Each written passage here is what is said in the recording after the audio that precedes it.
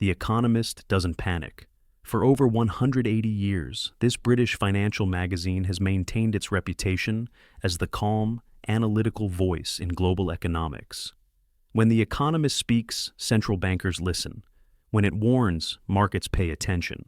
So when their latest cover story declares that markets could topple the global economy in 2026, we need to understand exactly what they're seeing that has them this concerned. Their recent analysis titled, "How Markets Could Topple the Global Economy," reads like a financial thriller, except every scenario they're describing is already in motion. The magazine that correctly predicted the 2008 housing crisis, the European debt crisis, and multiple currency collapses is now pointing to 2026 as a potential breaking point for our entire global financial system. Here's what should grab our attention immediately. The Economist isn't talking about a typical recession or market correction. They're describing systemic risks that could fundamentally alter how the world economy operates. At the center of their concern sits our Federal Reserve, facing what they call unprecedented political interference in 2026. Think about this scenario for a moment. You've built your retirement savings, planned your investments, maybe even paid down your mortgage based on the assumption that the Federal Reserve will continue operating as an independent institution. The Economist is suggesting that assumption might be wrong. They're warning that 2026 could bring political pressures on the Fed that haven't existed since the 1970s, when similar interference helped trigger the worst inflation crisis in modern American history. But the Fed's independence represents just one piece of a much larger puzzle. According to The Economist's analysis, our global financial system has become extraordinarily fragile. The dollar's role as the world's reserve currency, which has anchored international trade for decades, faces challenges from multiple directions. Simultaneously, geopolitical tensions are rewiring traditional economic relationships faster than markets can adapt. Pop quiz: when was the last time you heard financial experts openly question whether the dollar would remain the world's primary reserve currency? The Economist suggests we might find out the answer sooner than anyone expects. Their research indicates that the combination of massive U.S. debt, political dysfunction, and rising global alternatives could create what they call a perfect storm for dollar dominance in 2026. Let me put this in perspective with something that affects you directly. Every time you fill up your gas tank, buy groceries, or check your investment portfolio, you're participating in a global system that depends on confidence in American financial institutions. The Economist is warning that this confidence faces its greatest test in generations, with 2026 marking a potential tipping point. Their analysis goes deeper than surface-level market volatility. They're describing structural weaknesses that have been building for years, creating what economists call systemic risk. This means problems in one area could rapidly spread throughout the entire global financial system. According to their research, these vulnerabilities have reached critical mass, with 2026 representing the year when multiple pressures converge simultaneously. What makes The Economist's warning particularly credible is their track record of identifying systemic risks before they become obvious to mainstream markets. They spotted the housing bubble years before 2008, warned about European sovereign debt problems before they exploded, and correctly predicted how quantitative easing would create asset bubbles across multiple markets. Now they're applying that same analytical framework to 2026, and their conclusions should concern every American who has savings, investments, or plans that depend on economic stability. The magazine that central bankers read for insights is essentially telling us that the next 2 years could reshape the global economy in ways we haven't seen since the end of World War II. Here's where it gets even more interesting. The Economist isn't just identifying risks. They're describing how these risks could interact with each other. Political pressure on the Federal Reserve could trigger bond market instability. Bond market problems could accelerate challenges to dollar dominance. Currency instability could amplify geopolitical tensions. Each risk factor feeds into the others, creating what systems analysts call a cascade effect. You might be wondering why 2026 specifically, the timing isn't coincidental. According to The Economist's analysis, multiple critical factors converge during that year. Political cycles, debt maturity, schedules, geopolitical flashpoints, and economic policy decisions all align in ways that create maximum pressure on our financial system. They're describing 2026 as a year of reckoning, when decades of accumulated imbalances finally demand resolution. This represents more than typical economic forecasting. The Economist is using their platform to issue what amounts to an early warning system for the global financial community. When the world's most respected financial publication dedicates their cover story to warning about systemic collapse risks, smart investors pay attention. When they point to a specific year as a potential breaking point, preparation becomes essential. Behind the Economist's 2026 warning lies a mathematical reality that every American needs to understand. Our national debt isn't just big, it's approaching levels that historically trigger economic crises. We're talking about numbers so large they've moved beyond political talking points into the realm of genuine economic threat. Here's the situation in terms that hit your wallet directly. Right now, our government spends more money servicing our existing debt than we spend on national defense. Think about that for a moment. We're paying more in interest to our creditors than we're investing in protecting our country. The Congressional Budget Office projects that by 2026, debt service costs could consume nearly 20% of all federal spending. But here's where it gets personal for every American family. When governments reach these debt levels, they face what economists call fiscal dominance. This means debt payments start driving policy decisions rather than economic logic or public need. Your tax dollars increasingly go toward paying interest to bondholders instead of funding infrastructure, education, or programs that might actually improve your life. The Economist's analysis reveals something even more concerning. They have identified 2026 as the year when our debt trajectory collides with what bond markets are willing to tolerate. According to their research, we're approaching what market analysts call a buyer's strike, the point where investors demand dramatically higher interest rates to continue lending money to the U.S. government. Picture this scenario playing out in your own financial life. Imagine you've been borrowing money for years, and suddenly your credit card companies decide you're too risky.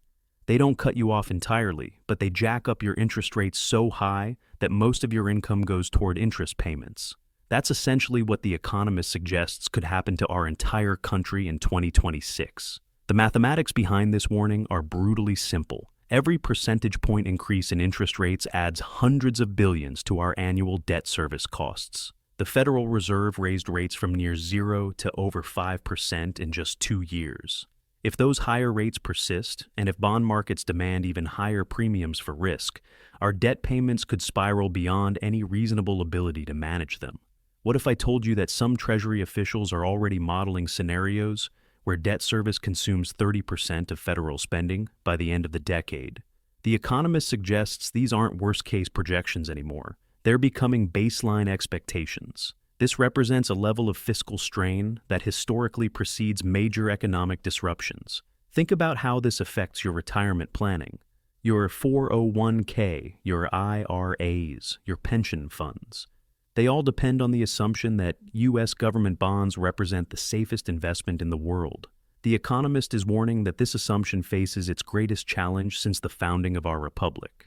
When bond markets lose confidence in government debt, every other investment becomes more risky by comparison. The global implications make this even more serious. According to The Economist's analysis, international holders of U.S. debt are already reducing their positions. Central banks that traditionally bought our bonds automatically are now questioning whether American fiscal policy makes our debt a reliable store of value. When foreign governments start avoiding your debt, domestic investors notice quickly. Here's the connection to economic stagnation that should concern every working American. High debt service costs crowd out productive government investment. Instead of building infrastructure that creates jobs, upgrading education systems that increase wages, or funding research that drives innovation, more government resources get allocated to bondholders. The Economist describes this as economic sclerosis, an economy that stops growing because too much capital goes towards servicing past decisions rather than creating future opportunities. But the debt crisis represents just one pressure point in a larger pattern of economic warning signs. The Economist has identified what they call synchronized stagnation, Emerging across major economies, worldwide growth rates in Europe, Japan, and even China are falling short of projections. Global trade volumes are contracting. Business investment is declining across developed nations. You've probably felt this stagnation without realizing its global scope. Why do you think wages have grown so slowly despite low unemployment? Why do housing costs keep rising faster than incomes? Why do grocery prices never seem to come down even when commodity costs drop? According to The Economist, these aren't isolated American problems. They reflect a global economic system that's losing dynamism. The timing convergence creates what economists call a policy trilemma for 2026. Our government needs to address unsustainable debt levels, but cutting spending could trigger recession. Raising taxes could worsen economic stagnation. Printing money to buy our own debt could accelerate inflation. The Economist suggests that by 2026, we may run out of good options for managing these competing pressures. International economic institutions are already positioning for this reality.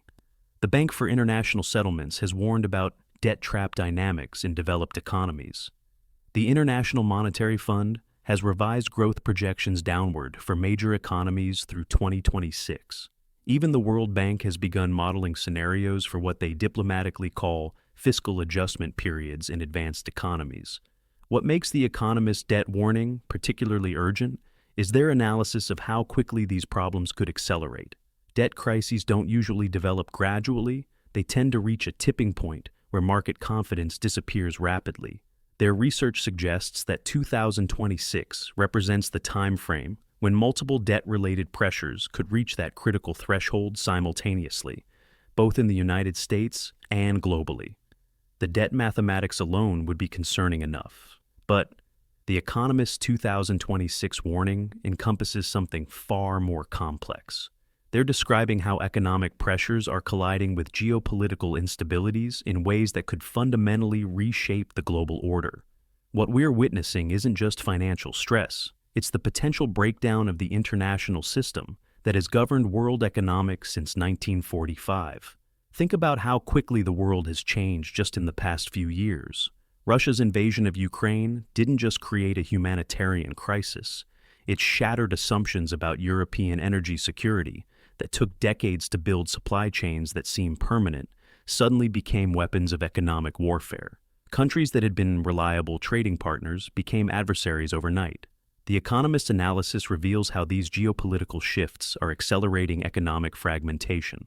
According to their research, we're moving toward what international relations experts call a multipolar world, faster than anyone anticipated. This means the era of American economic dominance and unified global markets is giving way to competing economic blocs with different rules, currencies, and trade relationships. Here's what this means for your investment portfolio and financial security. The globalized economy that drove growth for the past 30 years depended on predictable relationships between major powers. American consumers could count on affordable goods from China. European businesses could rely on cheap Russian energy. Asian manufacturers could access global markets through stable shipping routes. The Economist suggests these assumptions are breaking down permanently. Pop quiz: have you noticed how much more your car costs compared to 5 years ago? How about electronics or even basic household goods?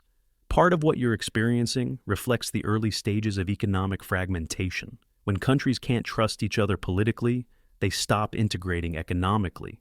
When economic integration breaks down, everything becomes more expensive for consumers. The Middle East represents another critical pressure point in The Economist's 2026 analysis. The ongoing conflicts in Gaza, Lebanon, and potentially Iran aren't just regional disputes. They threaten global energy markets and shipping routes that connect Asia to Europe.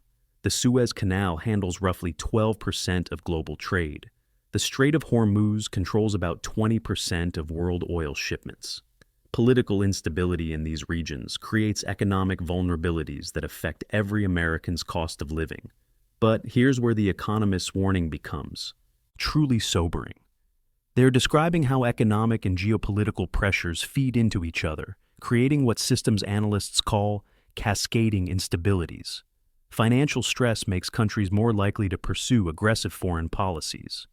Geopolitical conflicts disrupt economic relationships, Economic disruption creates domestic political pressures. Political pressures lead to policy mistakes that worsen financial stress. Consider how this cycle might play out in our own situation. Economic pressure from debt and stagnation could tempt American politicians to blame foreign countries for our problems. Trade wars and sanctions might provide short-term political benefits, but worsen long-term economic conditions. International tensions could justify increased military spending that adds to our debt burden. Higher debt costs could reduce our ability to maintain global commitments that preserve economic stability. The Economist has identified several specific flashpoints that could trigger broader instabilities. In 2026, Taiwan represents perhaps the most dangerous. China's economy is struggling with its own debt problems and demographic challenges. Military action against Taiwan might seem like a way to distract from domestic economic difficulties, but it would shatter global supply chains and trigger the largest economic crisis since the 1930s. You might wonder how events on the other side of the world could affect your daily life so dramatically. Here's the reality. Taiwan produces over 60% of the world's semiconductors. These chips power everything from your smartphone to your car to the systems that manage electrical grids and financial markets. A conflict that disrupted Taiwanese production would make the recent supply chain problems look trivial by comparison. European instabilities add another layer of complexity to the Economist's 2026 scenario. The war in Ukraine has already strained European Union finances and revealed fundamental disagreements about defense spending and energy policy. Rising political movements across Europe are questioning the entire European project. If the EU began fragmenting economically, it would eliminate one of America's most important trading and financial partners. The breakdown of old alliances creates what international economists call trust deficits in global markets. When countries can't rely on each other politically, businesses become reluctant to make long-term investments that depend on international cooperation. According to the Economist's analysis, we're already seeing this phenomenon reduce global economic growth and increase market volatility. Here's how the New World Order uncertainty connects directly to your financial future. The dollar's status as the world's reserve currency depends partly on America's role as a reliable global leader. If other countries lose confidence in American leadership, they become more willing to consider alternative currencies for international trade. The Economist suggests that by 2026, we could see the emergence of regional currency blocks that reduce demand for dollars. What if I told you that central banks around the world have already begun reducing their dollar reserves and increasing their gold holdings? According to World Gold Council data, central bank gold purchases reached their highest levels in over 50 years during 2023 and 2024. The Economist interprets this as preparation for a world where the dollar plays a smaller role in international finance. The timing of these geopolitical pressures with our domestic economic challenges creates what The Economist calls a perfect storm scenario for 2026.